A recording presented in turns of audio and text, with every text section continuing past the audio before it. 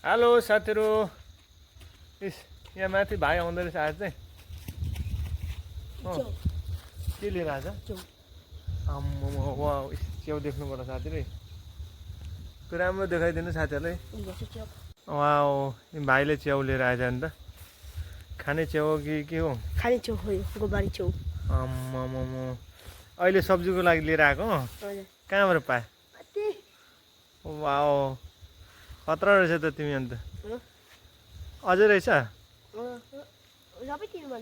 टिप्यो? ल ल, पानी पर्न थाल्यो। कसरी पानीमा कसरी गयो त? ल अहिले बिहानको लागि सब्जी लिएर आएछ है भाइले चाहिँ। हाम्रो चाहिँ अझै खोज्नु बाँकी नै छ सब्जी।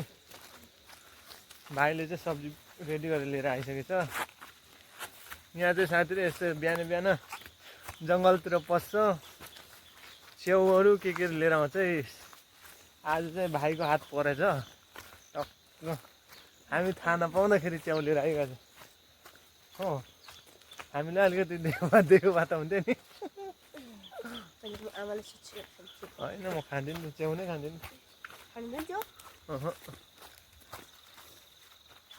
कहाँबाट पाएँ? एक्लै गएको थियो?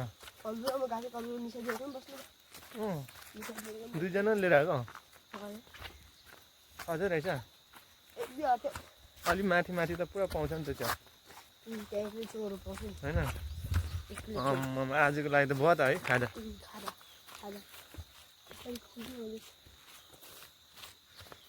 ल ल, पकाएपछि अलिकति ल्याइदिनु ल मलाई पनि। ल ल, हुन्छ कि हुँदैन हौ? ल साथीहरू, यहाँ चाहिँ पुरा पानी परेको कारणले गर्दाखेरि अब हिँड्नु पनि साह्रो परिरहेको छ। हाम्रो भाइ चाहिँ ठक्कै दाजुको छोरा चाहिँ अघि गएर पनि जङ्गलमा पुगेर च्याउ खोजेर पनि लिएर आएछ। आमा गोठमा होला, भाइ चाहिँ च्याउ लिएर आउँदैछ, होइन? म पनि गोठ गएको। उपर अर्को च्याउ पनि आउँदैछ त। ल लिएर गयो त, च्याउ लिएर त भाग्यो त भयो त। बाई। ल म चाहिँ अब यता लाग्यो।